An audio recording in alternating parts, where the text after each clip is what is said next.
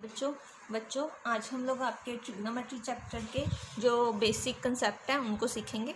तो स्टार्ट करते हैं बच्चों। अब देखो बच्चों, जो ट्रिग्नोमेट्री वर्ड है ना, ये तीन ग्रीक लैंग्वेज के तीन वर्ड को मिला के बना है, जिसमें पहला होता है ट्री, दूसरा गॉन और थर्ड मेट्रॉन। अब ट्री का मतलब क्या होता है इसमें? 3। गॉन का क्या होता है? साइड्स। और मेट्रॉन का मतलब बेस।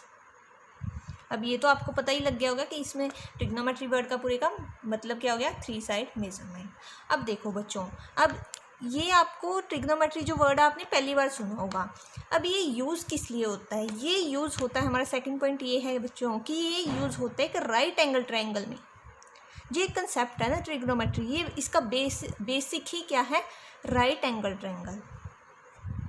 ये स्टडी ट्रिग्नोमेट्री स्टडी यूज ही किस में होती है बच्चों? ओनली राइट एंगल ट्रायंगल में। तो राइट एंगल ट्रायंगल हमारी कौन सी होती है? सबसे पहले तो यही पता होना चाहिए आपको, जिसमें कोई भी एक एंगल 90 डिग्री का हो। जैसे मैंने ABC ले ली, इसमें A मैंने ले लिया 90 डिग्री का, तो ये ABC ट्रायंगल क्या है? राइट एंगल ट्रायंगल है।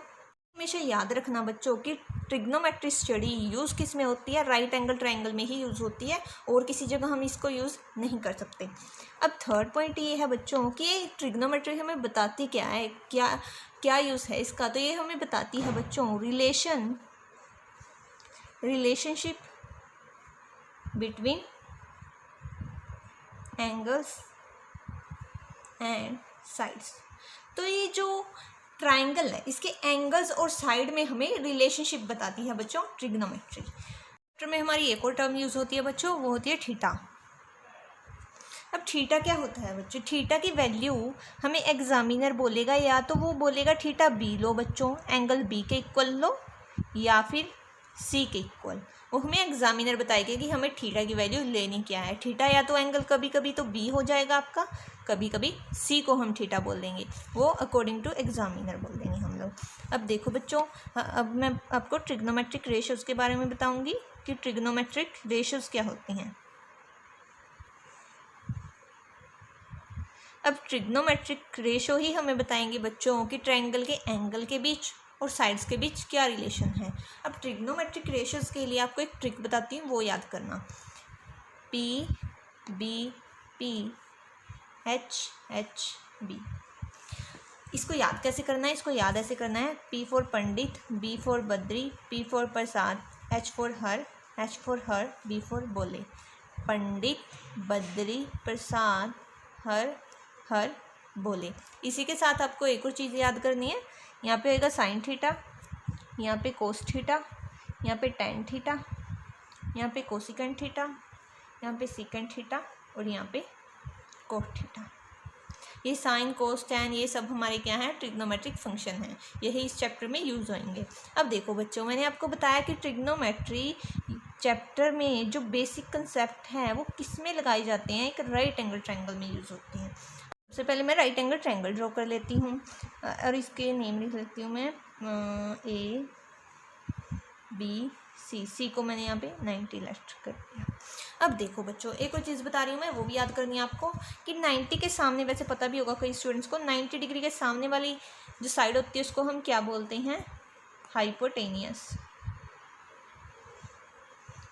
और जो थीटे के सामने वाली साइड होती है उसको हम हमेशा क्या बोलेंगे? परपेंडिकुलर।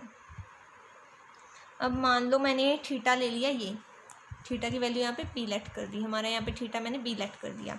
अब देखो 90 के सामने वाला हाइपोटेनियस होता है, तो मैं इसको H लिख देती हूँ, और थीटे के सामने वाले को परपेंडिकुलर बोलते हैं, तो यहाँ पे P लिख देती हूँ। ऐसे ही जो हमारी थर्ड साइड बची वो हमारी कहलाती है बेस। ठीक है बच्चों? तब देखो बच्चों, सबसे पहला ट्रिग्नोमेट्रिक फंक्शन होता है साइन थीटा। अब साइन थीटा की वैल्यू क्या होती है बच्चों? ये जो मैंने ट्रिक बताई है ना, इससे हमारी वैल्यू ईजिली हमें याद हो जाएंगी। साइन थीटा की वैल्यू होती है P/H। P/H मतलब परपेंडिकुलर अपॉन हाइपोटेनियस। ऐसे ही कोस थीटा की किसके इक्वल होती है? B/H। कोस थीटा की किसके इक्वल होती है? B/H के, base upon hypotenuse. Tan theta की किसके इक्वल होती है? परपेंडिकुलर अपॉन बेस के, P/B के। Tan theta equal to P/B। अब नीचे वालों की वैल्यूज़ देखेंगे हम कोसिकेंट थीटा की। अब जब नीचे वाला देख रहे हैं तो नीचे वाला ही ऊपर लिखेंगे, मतलब उल्टा देखेंगे। नीचे वाला देखते टाइम उल्टा। कोसेकेंट थीटा मतलब h/p, ये ऐसे वाला तीर लगा लेना, h/p। सेकेंड थीटा मतलब h/b, उल्टा चलेंगे नीचे वाला देखते टाइम, h/b। कोट थीटा मतलब b/p, cot theta is equal to b/p। अब कई बच्चों को तो ये सब समझ में ही नहीं आ रहा होगा, उनको मैं एग्जांपल से समझाती हूँ।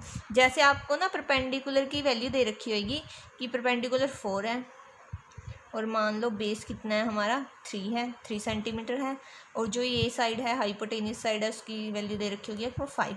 अब आपको साइन थीटा की वैल्यू फाइंड आउट करने के लिए कहेंगे साइन थीटा किसके इक्वल है, p/h के। तो वैल्यूज पुट कर दो सिंपली इसमें। p क्या है हमारा 4 है और h क्या है 5 है, तो p 4 है h 5 है, तो साइन थीटा की वैल्यू क्या हो जाएगी 4/5। ऐसे कोस थीटा की फाइंड आउट कर लो। कोस थीटा की क्या हो जाएगी, cos theta b/h। b base कितना है हमारा, बेस है 3 है और h है हमारा 5, तो कोस थीटा की वैल्यू क्या होगी 3/5। टेन थीटा की वैल्यू क्या आएगी हमारी p/b। p है हमारा 4, b है हमारा 3। ऐसे ही कोसिकेंट थीटा h/p, h है हमारा 5 और p है हमारा 4। सेकेंड थीटा h है हमारा 5, b है हमारा 3। ऐसे कोट थीटा bp, b है हमारा बेस है हमारा 3, परपेंडिकुलर है हमारा 4 सेंटीमीटर। अब देखो बच्चों ये वैल्यूज़ मैंने निकाल के दिखा दी, देखो आपको क्लियरली दिख रहा होगा ये हमें किसके बीच में रिलेशनशिप हमने फाइंड आउट किया। एक तो हमारा एंगल यूज़ हुआ इनमें, और बाकी कौन यूज़ हुई, साइड्स, परपेंडिकुलर, हाइपोटेन्यूज, बेस, ये सारी क्या यूज़ हुई, साइड्स। तो हमें ट्रिग्नोमेट्रिक क्या बताती है, ट्रिग्नोमेट्रिक हमें बताती है कि एंगल्स और साइड में क्या रिलेशनशिप है। इसमें एंगल भी यूज़ हो गए और हमारा क्या यूज़ होगी, साइड्स भी यूज़ होगी। अब देखो बच्चों एक और बात इसमें आपको ना ध्यान में रखनी है। अगर मैं यहाँ पे थीटा b की जगह a को ले लेती, मान लो मैंने a को थीटा लेट कर लिया, c ये है मेरा, b यहाँ पे है, a यहाँ पे है, c मेरा 90 था।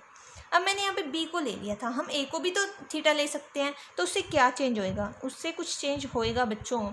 आपको ध्यान में रखना है कि देखो मैंने आपको कहा हुआ है 90 के सामने वाली हाइपोटेनियस है, तो 90 के सामने h, हाइपोटेनियस आ गई साइड। अब देखो मैं बोल रही हूँ आपको कि थीटे वाले के सामने वाली अपोजिट वाली परपेंडिकुलर होती है। अब थीटे के सामने वाली हमारी परपेंडिकुलर अब कौन बन गई, ये थीटे के अपोजिट साइड ये है, तो बी सी हमारी क्या बन गई, परपेंडिकुलर। और जो थर्ड बच गई वो हमारी क्या हो जाएगी, बेस ए सी हो जाएगी। अब देखो इसमें ट्रायंगल में, इसमें ट्रायंगल में डिफरेंस है बच्चों, क्या डिफरेंस है, एच तो हमारी वही साइड रही बट पी और बी हमारी चेंज हो गई।